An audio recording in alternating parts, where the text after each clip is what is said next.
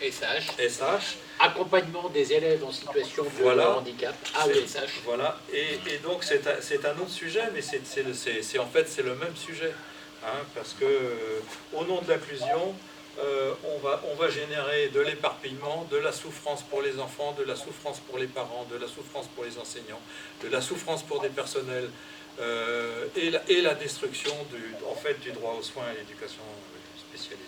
Et à ce propos, on tient à saluer Sylvie de Guetter du collectif AED et AESH de l'Hérault, de Montpellier, qui a suivi effectivement le texte et qui a diffusé largement le texte de René sur Montpellier. Alors, déjà, l'ARS modifie un nombre important d'agréments des établissements médico-sociaux pour les transformer en dispositifs. Au 1er janvier 2021, nombreuses associations d'Ille-et-Vilaine ont signé, ne sont plus des IME. Plus de CESAT, plus d'IME, même si les employeurs emploient encore ce terme-là. Il faut savoir aussi, c'est dans le document d'ADAPEI que je l'ai vu, que les CEPOM, donc c'est le mode de financement des IME, financement pluriannuel, aujourd'hui sont cofinancés par l'Académie de Rennes. Donc ça signifie qu'aujourd'hui, qui a la main et qui demeure en la main, non plus les associations, mais de façon sectorisée, les académies. Donc en conclusion, sous le titre de transformation de l'offre de champs de l'enfance, l'ARS Bretagne a fait parvenir aux associations médico-sociales une lettre de cadrage pour organiser au nom de l'inclusion le démantèlement des IME et des établissements médico-sociaux. Les IME sont condamnés par la loi, loi de 2017. Ils sont transformés en dispositifs, plateforme au service de l'éducation nationale qui devra inclure tous les enfants en situation de handicap, alors que les besoins restent énormes. Par exemple, en Ille-et-Vilaine. En Ille-et-Vilaine, il y a plus d'1 millier d'enfants en 2019-2020, plus d'1 millier d'enfants qui sont en attente de place en IME.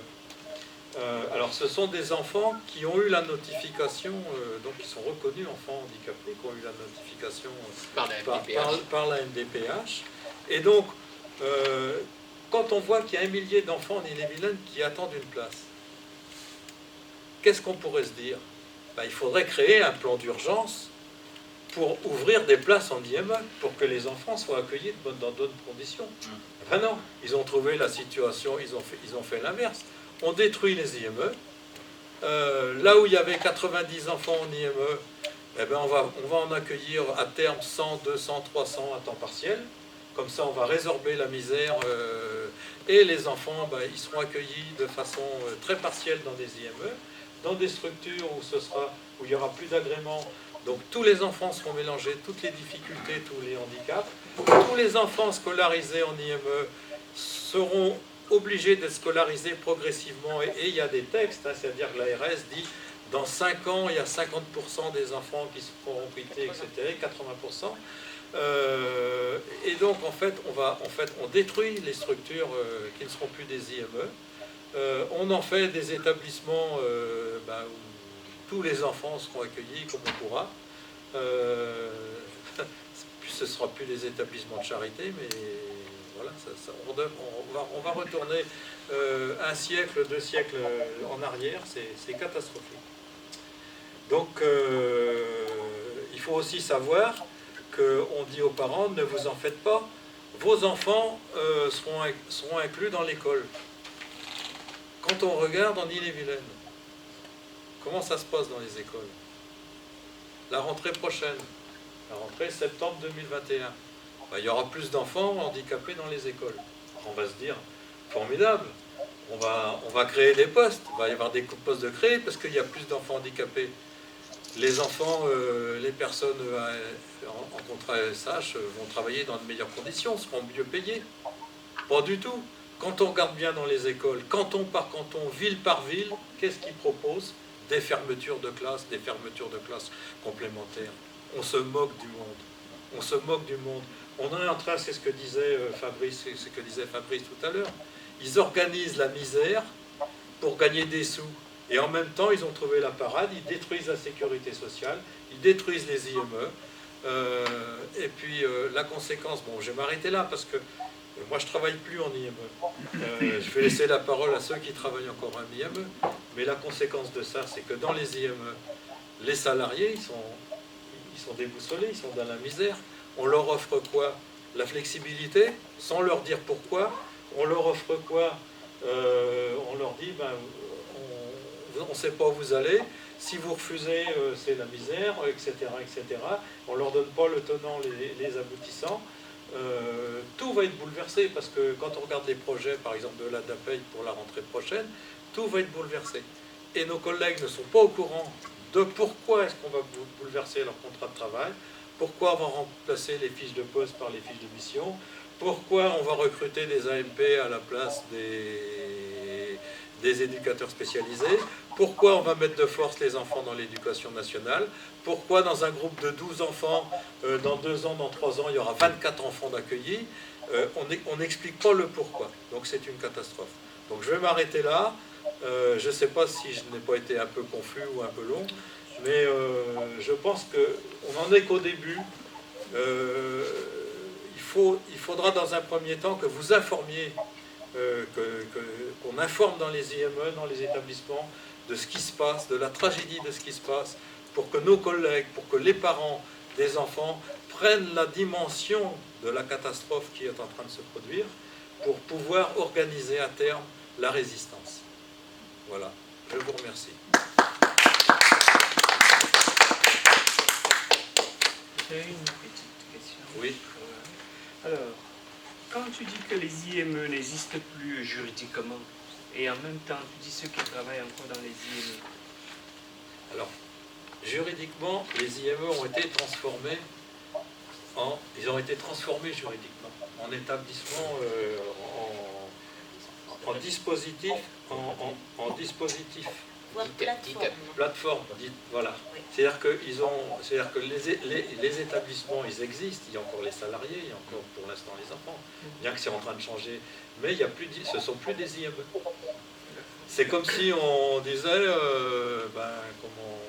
je sais pas, moi, c'est une maison de retraite. Mais en fait, juridiquement, c'est plus une maison de retraite, c'est un foyer logement ou c'est un hôtel. C'est comme quand on dit qu'un hôpital, on va transformer un hôpital public, et donc on transforme les lits en service hôtelier. Ben, les malades, ils vont dormir quelque part la nuit. Mais ils ne dormiront plus à l'hôpital, ils dormiront à l'hôtel. C'est effectivement ça. En fait, la précision, c'est ce que dit Jean-Louis, pour répondre à ta question, c'est la tendance lourde. Ils ont inventé un concept. Les murs de l'IME existent, les habilitations n'existent plus. Ils ont inventé le concept de hors les murs. EHPAD hors les murs, les maisons de retraite hors les murs, ce sera la formation, la rémunération peut-être des aidants familiaux, des familles eux-mêmes qui sont pas... Voilà, donc ils auront une petite rétribution pour s'occuper de leurs anciens.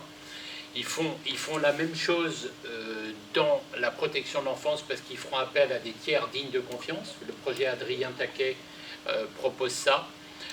Les jeunes psychotiques ou jeunes schizophrènes se retrouvent dehors, beaucoup à la rue, parce que les places et les lits en pédopsychiatrie ou en psychiatrie adulte ont été retirés, ils ont été divisés et supprimés. Et effectivement, en organisant la misère, on essaye de remettre en cause le droit d'accès aux soins, le droit d'accès à l'éducation, le droit d'accès à l'éducation spéciale, le droit d'accès à l'éducation spécialisée, et le corollaire est pour ajouter la peine à la peine, pour ajouter du malheur au malheur. Le gouvernement nous tord le bras des professionnels et des syndicalistes, en passant à l'acte avec la mission Laforcade attachée auprès du Premier ministre, en provoquant, puisque les établissements sur le papier juridiquement n'existent plus, point n'est besoin de conserver les conventions collectives qui les ont organisées, étoffées et professionnalisées.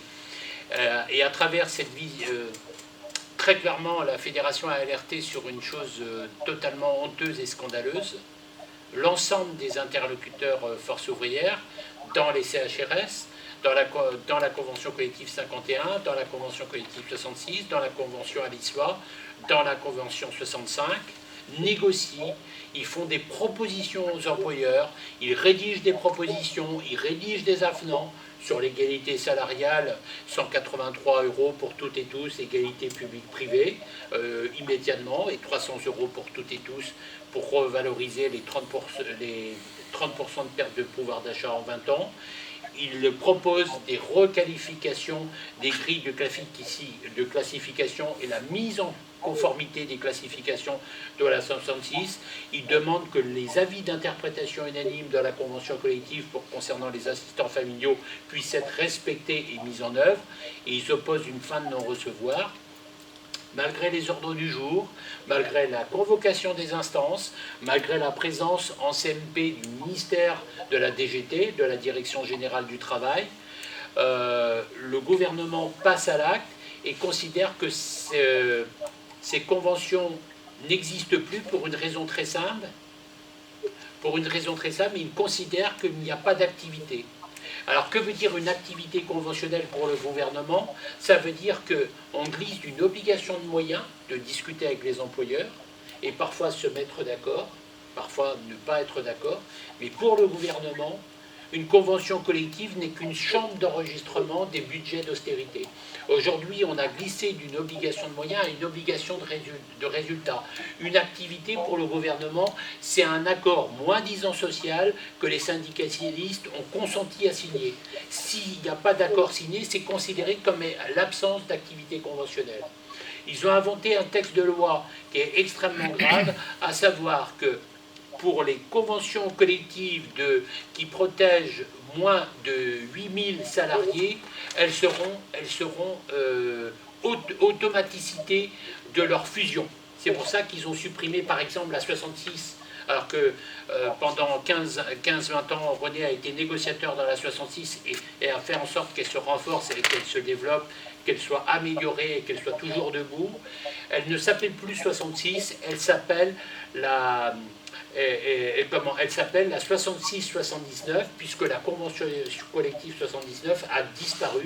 C'était la convention collective des médecins spécialisés de nos établissements. Cette convention a disparu, elle a été siphonnée dans la 66. Et bien sûr, les dispositions les plus favorables disparaîtront. Par exemple, là, le gouvernement est passé à l'acte et a décrété, alors qu'il représente à peu près 15 000 salariés, a décrété que les accords nationaux CHRS n'existaient plus et qu'ils devraient être fusionnés avec la 66. Or, il y a des dispositions dans les CHRS, certaines dispositions sont plus favorables dans les CHRS que dans la 66. Il y a d'autres dispositions dans la 66 où les dispositions sont plus favorables. Nous, on avait une position qui était ceci, à Force ouvrière, c'était de dire convention collective étendue de la 66 au CHRS, avec toutes les dispositions y afférentes, notamment les congés trimestriels. C'est pas du tout ça. La fusion administrée CHRS 66, c'est le nouvel environnement conventionnel défendu par Access. Access, c'est la confédération des syndicats employeurs avec Nexem, le syndicat de la 66, avec l'ADMR, la fédération employeur dans l'aide à domicile, avec la FEA, fédération employeur dans la 51, avec Alisva, avec un certain nombre de commandes avec l'UDES, les employeurs de l'économie de l'Union de l'économie sociale et solidaire, qui veulent faire un nouvel environnement conventionnel, mais en harmonisant vers le bas. Aujourd'hui, les conventions collectives nous mènent au niveau du deuxième étage de l'ascenseur social, et demain, nous serons sous la cave, nous serons au sous-sol, avec une harmonisation vers le bas, qui sera tout sauf une convention collective de haut niveau. Et à Force ouvrière, on a la mémoire des combats qui ont forgé la 66. On ne se paye pas de mots, on considère qu'on ne peut pas conquérir des droits nouveaux si on ne défend pas les droits anciens. Nous voulons défendre les droits anciens et la politique paritaire menée pendant 55 ans par les camarades négociateurs de la 66, dont René ici présent. Voilà, c'est très important que les salariés soient au fait de l'ampleur des attaques. Force ouvrière et la Fédération sociale combattra la fusion administrée des branches conventionnelles.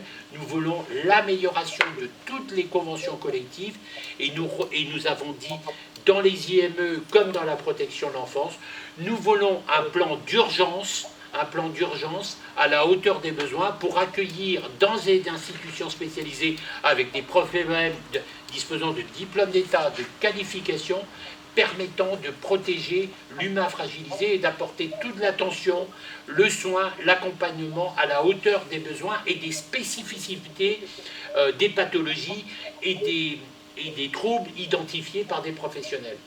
Et c'est très important de se le redire. C'est pour ça aussi que Force ouvrière combat une mesure scélérate qui sont les plateformes d'orientation et d'évaluation dans les CMPP et les CMP, les centres médico-psychologiques, qui font que nombre d'enfants, c'est le triage de l'enfance, des enfants qui ont des troubles psychiques, ne trouveront pas à être accueillis de plein droit dans les CMPP et dans les CMP ou dans les CASM, pour une raison très simple, c'est qu'il y aura une plateforme de triage et d'évaluation et on les mettra dans le milieu ordinaire inclusif, c'est-à-dire l'éducation nationale, avec des personnes les moins qualifiées, les plus précarisées. Force ouvrière avec la Fédération sociale, mais aussi avec la Fédération nationale de l'éducation et de la culture et de la formation professionnelle, demande un statut protecteur des qualifications pour les AED, pour les AESH, les accompagnants des élèves en situation de handicap, et bien évidemment que ses collègues, ceux qui ont de revendications, le gouvernement ferme la porte, les recteurs d'académie, le DAZEN, les inspecteurs du travail refusent de satisfaire l'ensemble des revendications et les plans de titularisation dont l'enfance en danger a besoin, dont l'enfance handicapée a besoin. Et cette situation est à l'œuvre à tous les niveaux. Et c'est pour ça qu'à travers cette conférence et à travers les interventions de René, on veut exercer un droit d'alerte pour que les professionnels, les parents et les enfants placés soient sensibilisés à la situation. L'association des enfants placés est venue discuter avec Force ouvrière et ils nous ont dit vous avez raison d'être là. Moi j'ai été victime de maltraitance parce que ce n'étaient pas des professionnels, c'était un héritage vocationnel et religieux. On voit bien ce qui s'est passé avec les nations autochtones au Canada, des choses extrêmement graves. Et cet ex-enfant placé qui est devenu un brillant ingénieur de l'aéronautique est venu dire il faut des institutions spécialisées, il faut des professionnels de haut niveau capables de protéger les enfants. Alors je crois que Guillaume qui travaille en IME voulait intervenir, mais et peut-être Pascal aussi. Pascal qui a été interviewé par Rachida El Guazarli, journaliste reporter d'images. Normalement, on doit récupérer la vidéo qui a été faite aux Assises de la protection de l'enfance. Dès que nous aurons cette vidéo, on la mettra sur le lien, on vous tiendra informé, bien évidemment. Guillaume, tu as la parole. Ou peut-être... je commence. Si je parle d'ici, est-ce qu'on m'entend sur ceux qui sont en ligne? Oui, on m'entend. Très bien. Moi, je suis Guillaume, je travaille donc je suis syndiqué, je travaille dans un IME. Et pour rebondir sur ce qu'a dit... René, moi, mon expérience de terrain, elle est que, en fait, là, comment ils veulent nous faire avaler la pilule, parce que, bien évidemment, aller sur le terrain de l'inclusion, tout le monde est pour cette inclusion à la base, sauf que là, elle est faite de façon très agressive, puisque c'est de l'inclusion à tout prix. Et donc, nous, pour nous faire avaler la disparition de l'IME, déjà, ils laissent le mot IME, puisque nous, là où je travaille, ils appellent ça le DIM, donc le dispositif IME. Donc ça reste un IME, mais il y a le dispositif qui pourrait changer un peu.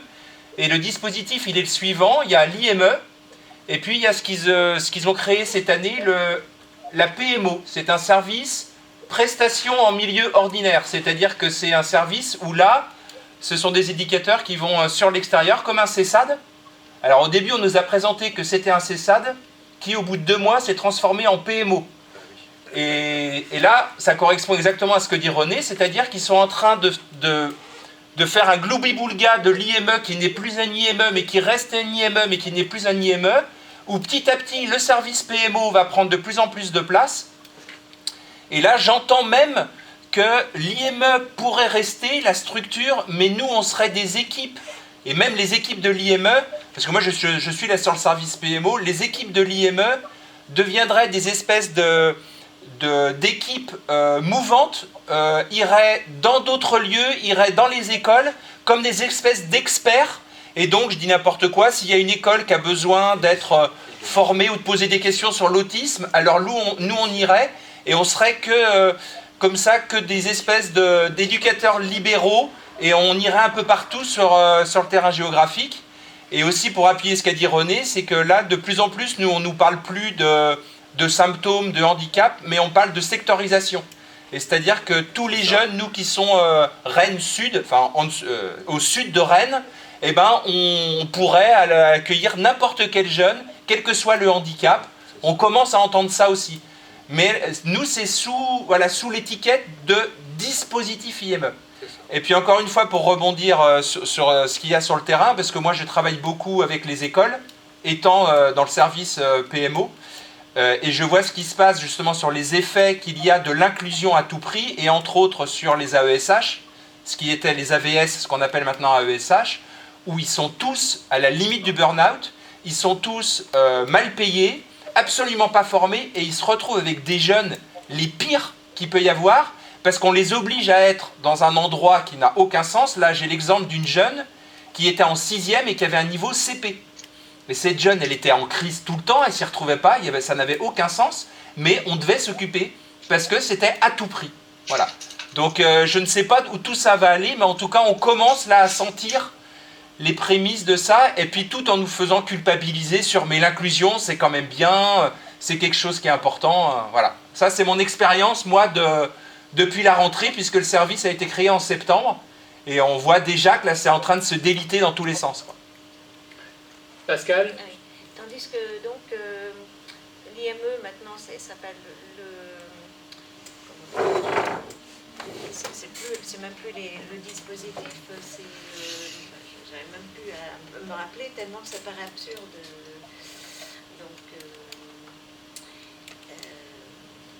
Donc en fait nous on ne sait on nous a parlé de PMO, il y a tout un vocabulaire d'ailleurs dont on ne sait même pas trop la signification. Et PMO, on ne sait toujours pas ce que c'est et comment on va arriver à... vraiment, on ne sait pas. On ne sait rien, on ne sait même pas comment on va...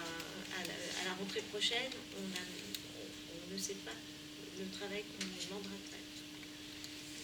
Une précision qui me semble importante, c'est que les textes produits par René, les références juridiques des textes ont été demandés par le collectif des AESH parce qu'effectivement, je vous rappelle qu'il en va de même des conventions collectives. Un décret a été publié par le gouvernement, c'est la fin de l'opposabilité financière des conventions collectives. Aujourd'hui, un conseil départemental qui décide de ne plus appliquer les conventions collectives a les armes juridiques de pouvoir le faire. Les mots ont un sens. Nous étions dans des IME, des instituts médico-éducatifs. Aujourd'hui, nous sommes dans des dispositifs. Les dispositifs sont, par définition, des dispositifs non pérennes, qui demain n'existent plus. Les dispositifs, c'est comme les faits divers, c'est fait pour faire diversion.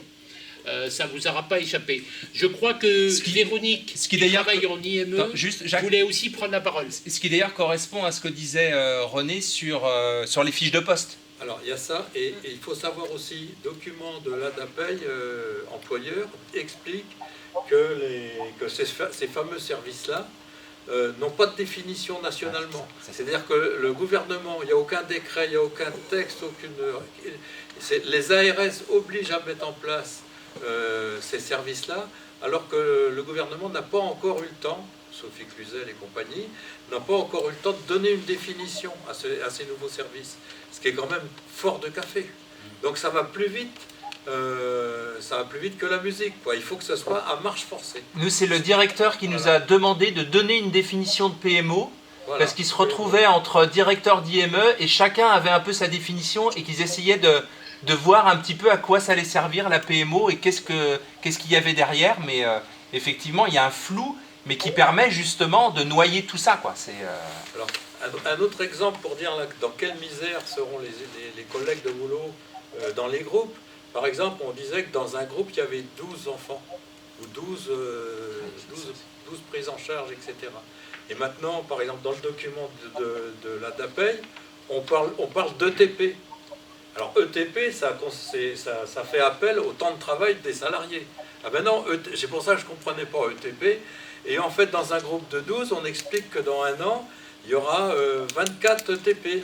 Et en fait, où il y aura 14 ETP, mais ça veut dire que même s'il restait 12 ETP, ça veut dire qu'il n'y aura pas 12 enfants pris en charge dans le groupe, mais ça pourra être 36, 45, 55, et en fait, on est dans une logique de l'émiettement, de la parcellisation de l'offre. Ça fait bien pour les parents, on est dans une logique de l'offre, et dans notre texte, on avait expliqué, avec cette logique de l'offre, l'éclatement et la parcellisation des prises en charge des enfants, parce que c'est ça qui se met en place. Le gouvernement favorise la mise en concurrence et prépare à terme la marchandisation du secteur médico-social et du handicap, à la grande satisfaction des milieux capitalistes pour qui toute activité humaine doit être source de profit. On est complètement dans une logique différente. Alors ils n'en sont pas arrivés là ils sont pas arrivés jusqu'au bout de la logique, mais on va y arriver. Demain, on donnera le choix à des parents de confier une prise en charge éducative, soit un IME, c'est plus un IME, soit un dispositif, soit un éducateur regroupé dans une coopérative avec l'ordre des éducateurs, etc., et qui est mis à son compte, un éducateur libéral. On est dans une logique complètement bouleversée, dont le but, effectivement, c'est de rendre cette activité humaine-là au service de l'enfant, peut-être source de profit demain.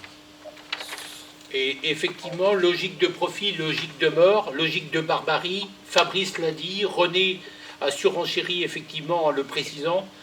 Cette logique, ce monde-là, cette laideur du monde, nous n'en voulons pas. Nous nous opposons à l'inclusion forcenée, la protection attentionnée. Ça me semble très important de réaffirmer ici. À Force ouvrière, nous sommes résolument à contre-courant de tout ce qui peut casser la santé, le social. Nous présumons qu'il faut donner la priorité à la vie avant la bourse. Et on passe tout de suite la parole à Véronique qui travaille en IME, elle va vous expliquer. Elle est en distanciel. Véro. Oui, bonsoir. J'espère que tout le monde m'entend. Oui. Oui, très très bien Véronique. Déjà, pour rebondir sur les propos de René, c'est vrai que nous, ça fait 2-3 ans qu'on nous dit qu'aujourd'hui on fonctionne en DIM. Tous les salariés demandent ce que c'est que le DIM. Personne n'est foutu capable de nous dire ce que ça veut dire. On demande des explications dans un sens, dans un autre. On n'en a pas. Deuxièmement, pour ce qui est de la PMO, on nous a dit au niveau de l'association qu'on était des précurseurs, qu'on allait être les premiers à en mettre une en place. Sache que nous, on n'avait pas fait ça. Donc, on partait de zéro. Et là, on se retrouve avec des collègues au niveau de la PMO, mais qui se retrouvent dans des situations complètement ubuesques, avec des personnes dont les enfants sont pris en charge en PMO. Pourquoi ? Parce qu'en fait, eux voulaient être pris en charge IME. Et comme il n'y a pas de place dans les IME, ils se sont dit on va faire un dossier PMO, toc toc, badaboum, tout va bien. Pour autant, du coup, tout ce qui était prise en charge extérieure, orthophoniste et tout ça, et ben la MDPH leur dit ah ben non, mais puisque c'est PMO, c'est IME, puisque c'est IME, ben c'est prise en charge globale, donc vos prestations libérales que vous aviez le droit en remboursement, c'est zéro patate. Or, non, la PMO, elle n'est pas prévue pour prendre en charge les jeunes dans les IME. La PMO, elle est prévue pour être dans l'extérieur. Donc, on se retrouve aujourd'hui face à des parents à qui les politiques ont vendu des prestations qui ne correspondent pas à la réalité de l'offre. Ensuite, on se retrouve avec aussi beaucoup de parents qui ont fait des dossiers PMO parce qu'ils attendaient en vain des places en IME qu'ils n'avaient pas. puisque la politique des ARS, c'est réduction des places en IME, augmentation des places en PMO, donc tout le monde en file active. On est à fond dans la logique RAPT, réponse accompagnée pour tous, hein, ce que disait René, c'est-à-dire tu as une demi-journée de prise en charge en IME, tu es prise en charge.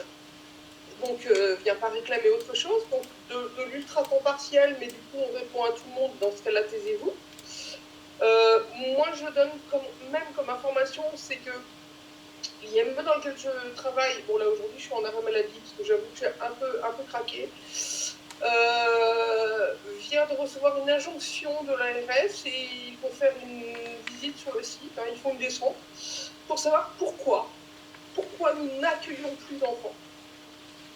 D'un côté, l'ARS dit vous devez baisser vos places et sortir les gamins, et de l'autre côté, mais pourquoi vous n'en accueillez pas d'autres? Bah oui, c'est juste parce qu'on ne peut pas les sortir. Il n'y a pas de place en accueil de jour, il n'y a pas de place en foyer de vie, il n'y a pas de place en ESAT.